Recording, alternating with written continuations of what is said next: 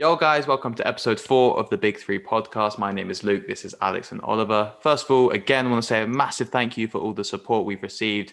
We massively appreciate it. Make sure you leave a like on this video, leave a comment if you disagree or agree with any of our takes, or if there's anything you want to see. And don't forget to subscribe. So let's get into the video.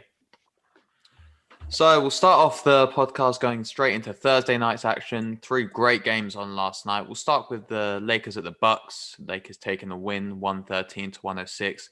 LeBron James was the star of the show, 34 points, 6 rebounds, 8 assists. So that's Giannis losing 2 matchups in a row to KD and Bron. Sort of put Giannis at that same level now in terms of superstardom, the NBA pushing him forward as that 2-time MVP. But Oliver, you told me a really interesting stat.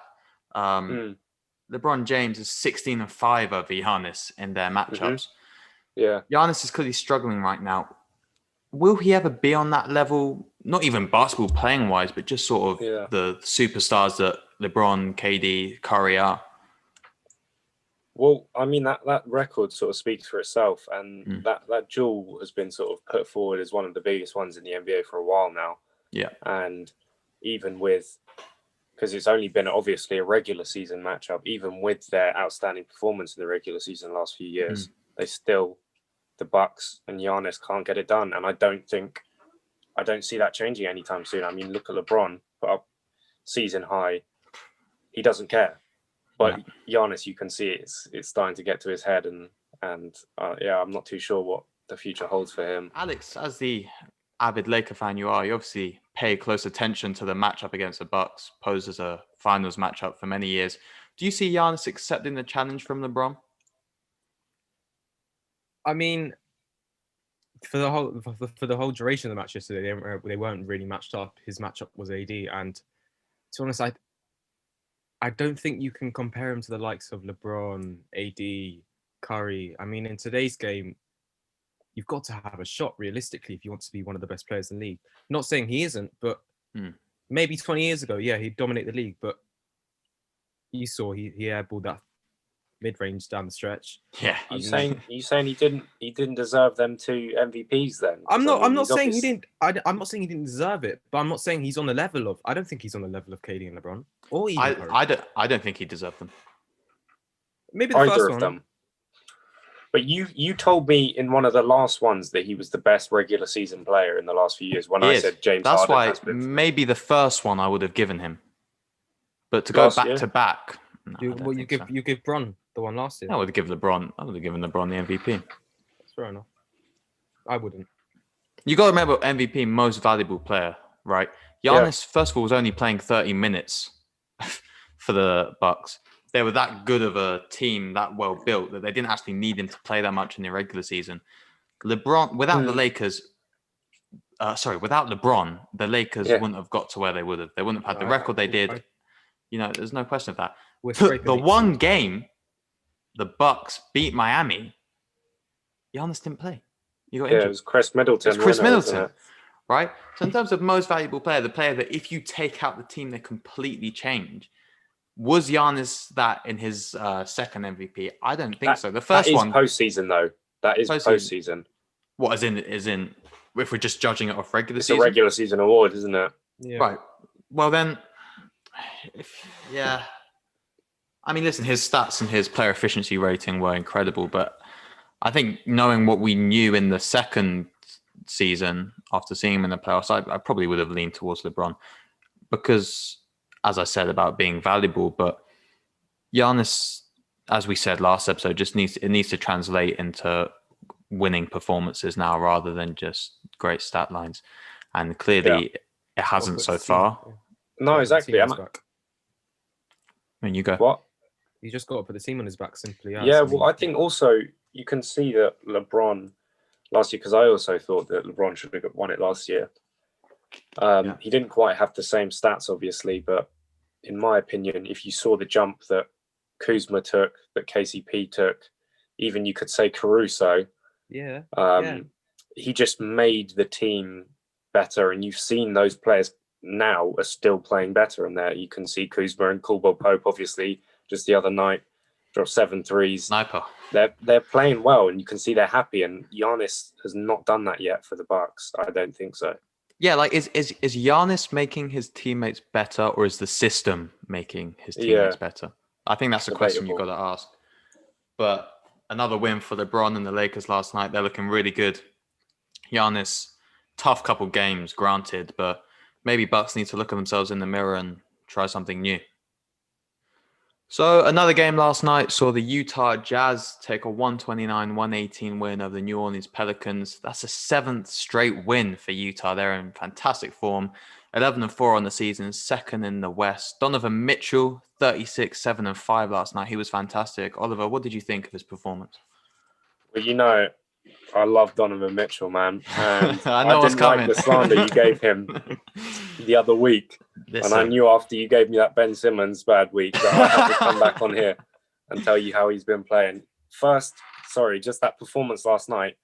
He's the quickest player in NBA history to get to 600 threes. Wow.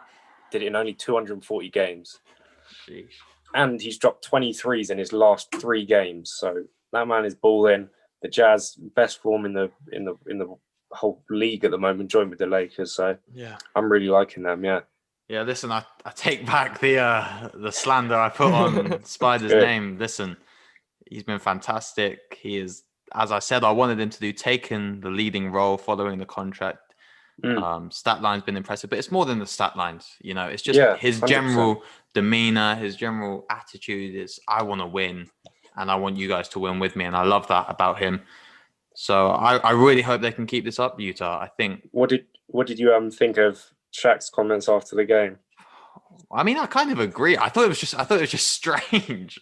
It was sort of like, yeah, I love you as a player, but by the way, I don't think you'll ever be as good as you think you'll be. But anyway, what do you think? What do you think of that? It's like, and then he was like, okay, and then he was like, no, that's good. Keep working. Yeah. And he was like, appreciate it. I just sometimes the way those 4 guys on inside the NBA behave, and just from the start of the season, it's really got to me. At the start of the season, they had that Chuck guest following the free agency. They had a guess who he plays for now. What you're meant to be. You're on TNT national TV. You are meant to be the leading analyst in America on basketball, and you can't tell me who Aaron Baines plays for. I mean, come on, what are you doing? And then obviously, I thought when they had Draymond on, I think it was last year, it was brilliant. Yeah, Draymond gave this great tactical insight, and it was really what I think basketball fans want to see, along with D-Wade. Yeah. D-Wade was great on it too. I think they're just really missing a trick there. I think if you had general ex-pros who really knew what they were talking about, it'd be brilliant.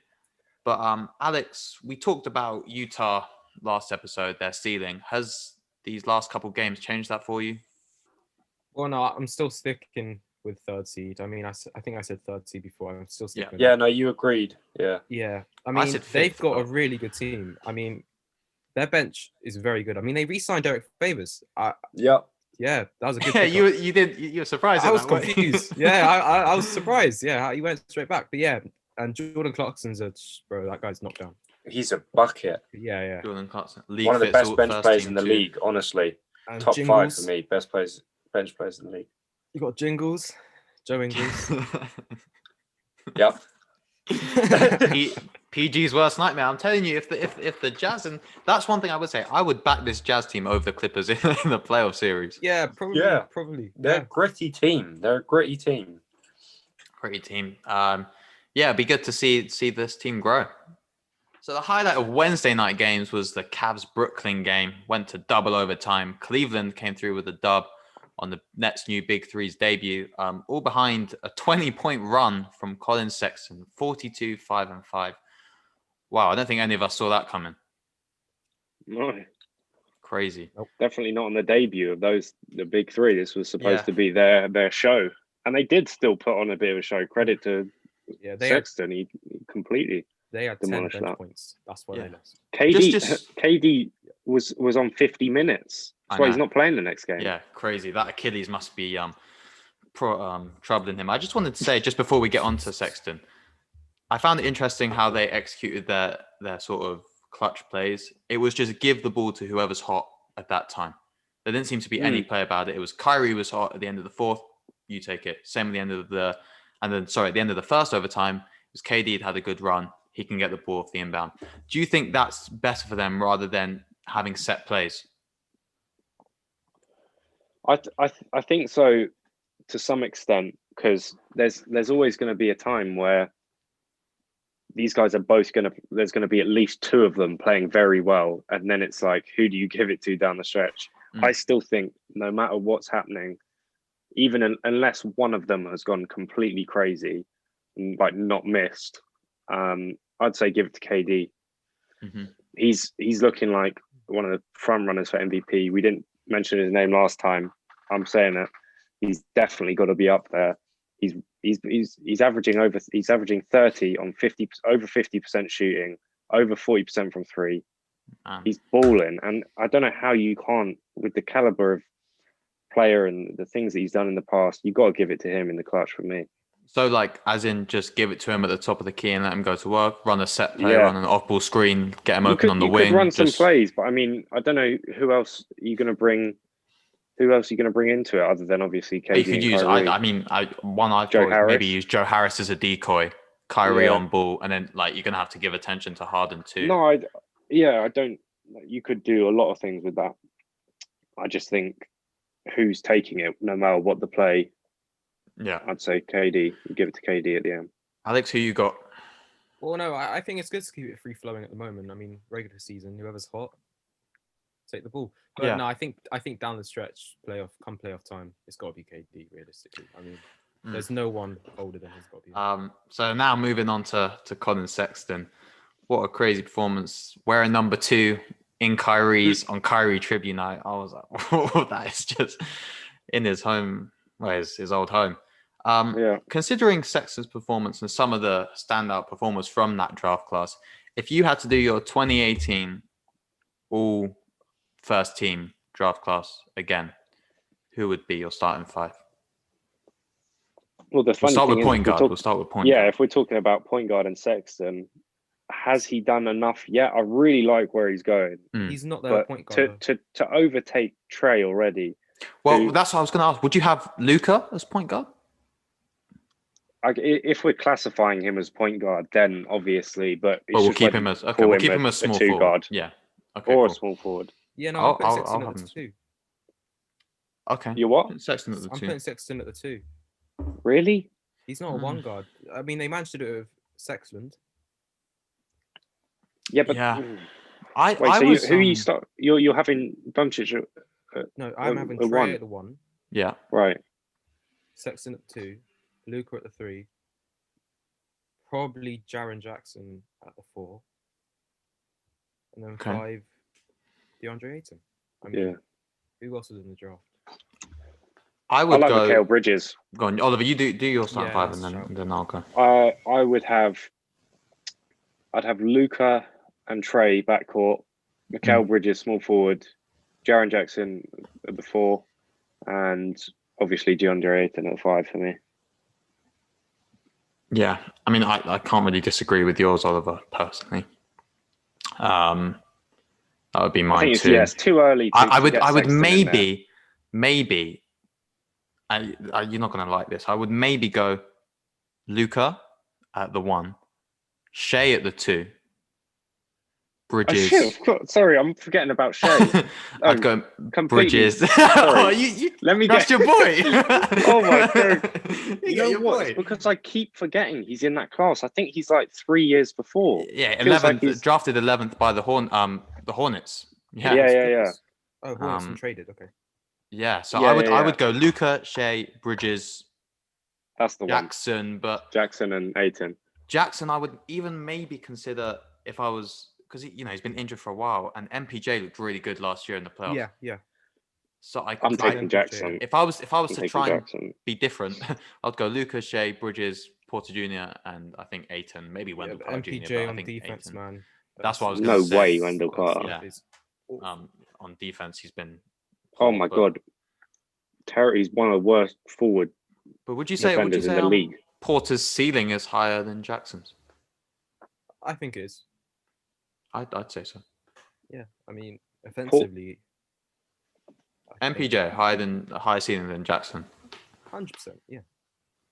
Oliver? Yeah. No, I do hear that. I think if you just look at even Jackson's shot and how he moves, you don't see him becoming a superstar. Whereas No.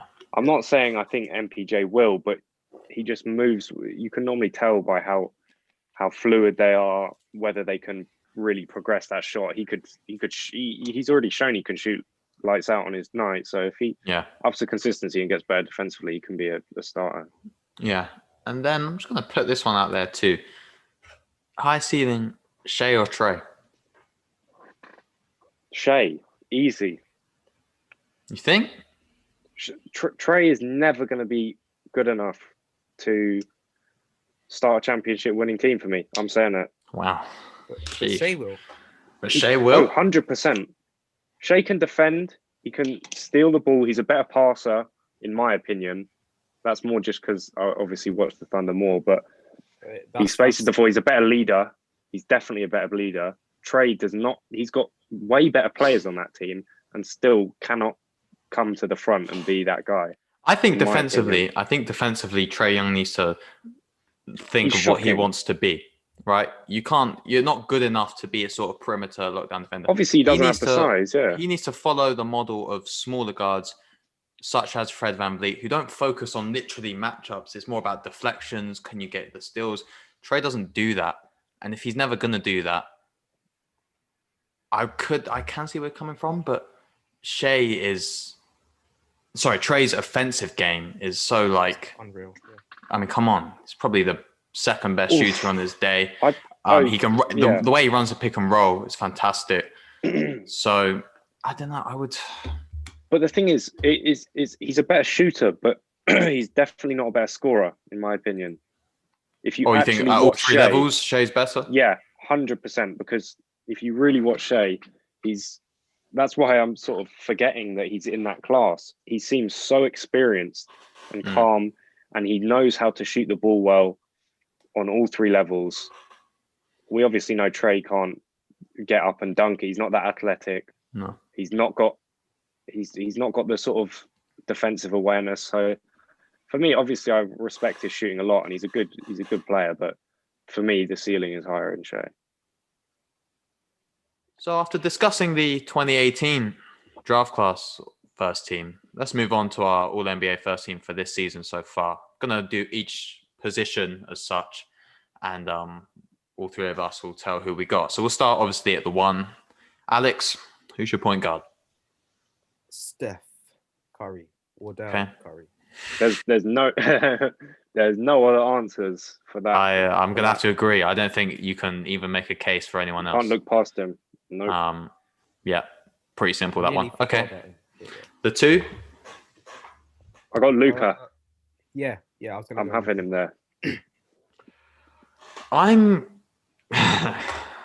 Don't say CJ. Zach LaVine. No. I was going to choose CJ or like Beal. This is what I was thinking. You could choose Beal. I was thinking of choosing Bill. But then hold Come on. No. You'd not let me finish. Stat padding. You gotta let me finish. I was thinking of choosing Bill, but then I thought there's no way I'll be able to get LeBron in otherwise. So I'm gonna say Luka. Because I was gonna put Luka at the 3, but then I thought, LeBron needs to be in that team.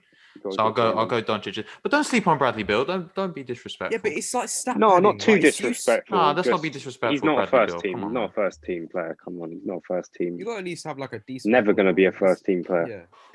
Yeah. Whoa. But sorry, most people aren't going to be first team. You can be a great all-star and never get. If Bradley Beal's on a winning team, he is definitely at least second team. He won't be on a winning team. Yeah. He's got free agency in the summer, so he can go where he wants. Second team is very different.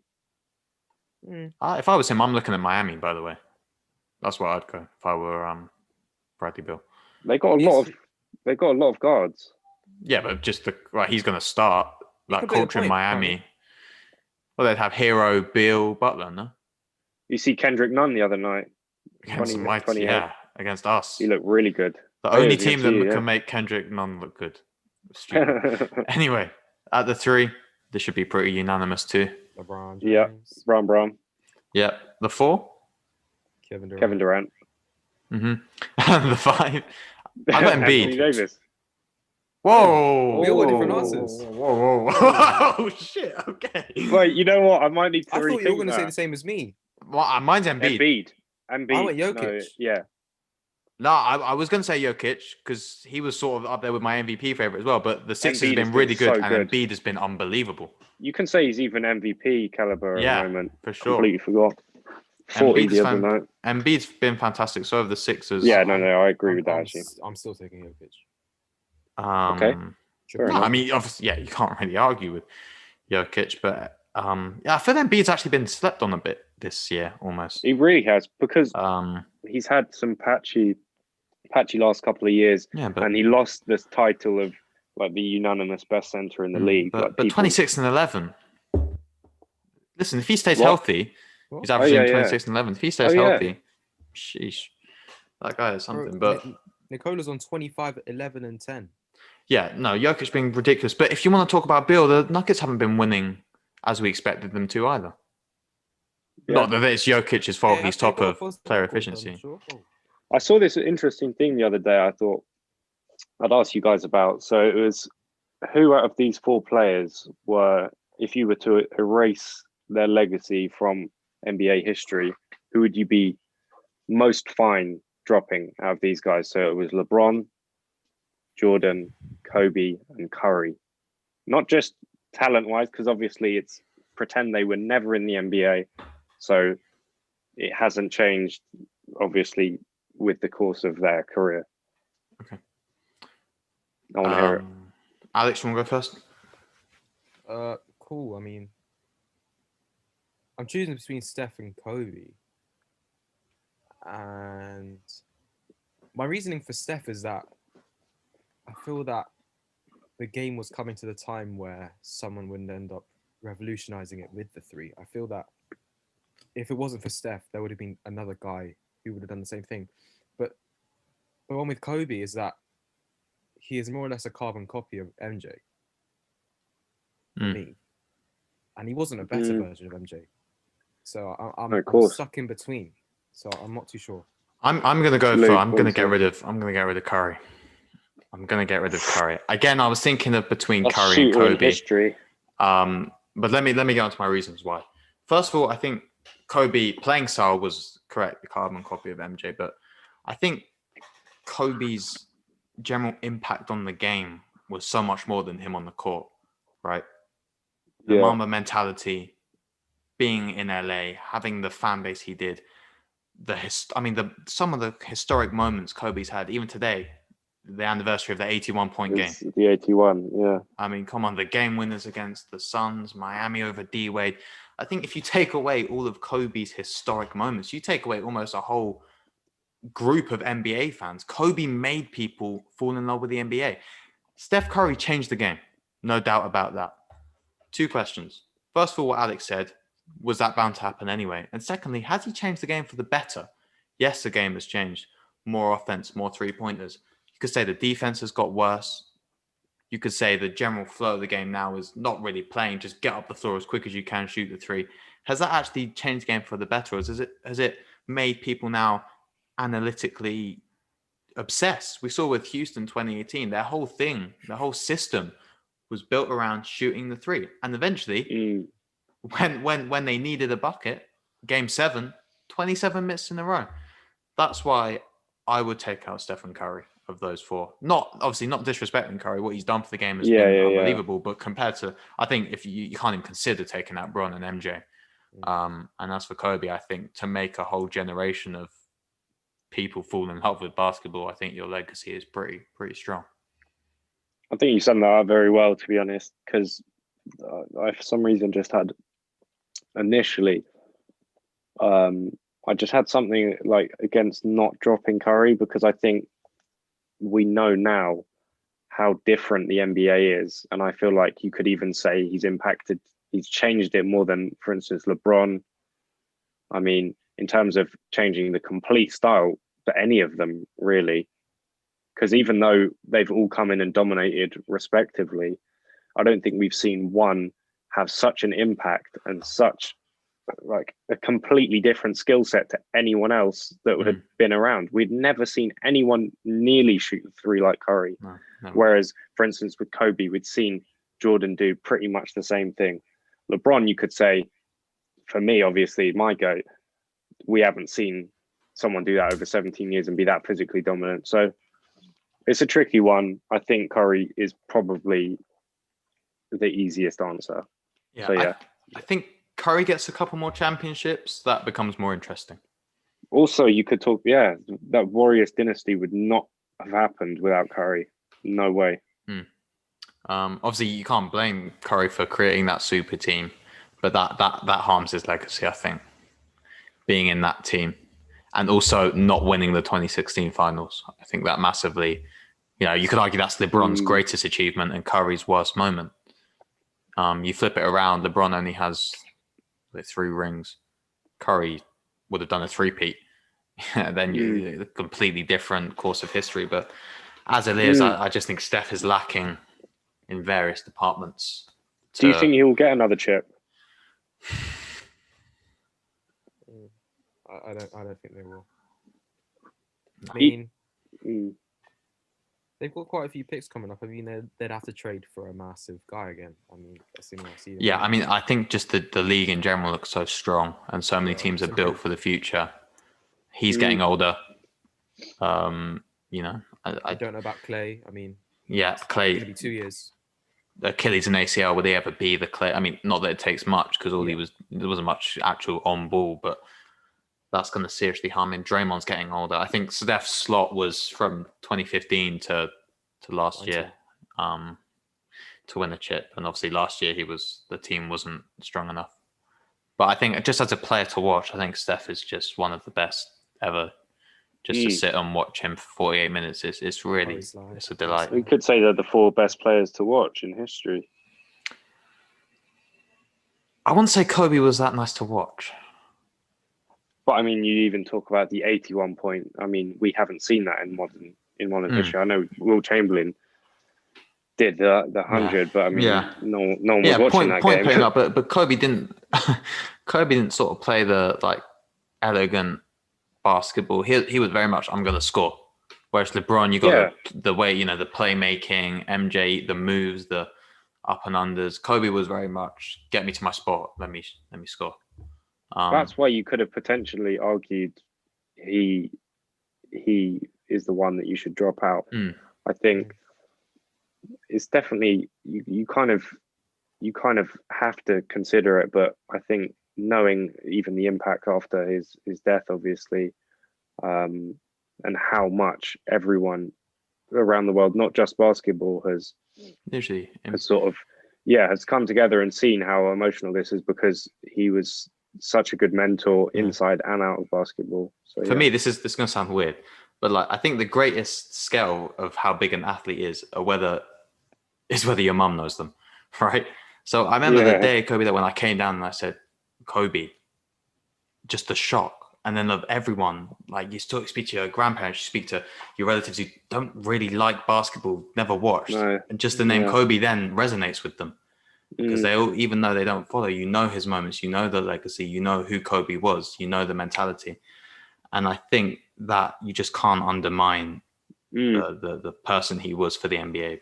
And obviously with the anniversary of his death coming up, we'll see a lot more of the Kobe tributes, which are just always lovely to see. So that concludes episode 4 of the Big 3 podcast. I want to say a massive thank you for tuning in. Don't forget to leave a like, comment, and subscribe. Let us know if there's anything you want to see in the next few videos coming up. And that's all we got for today. See you soon. Peace.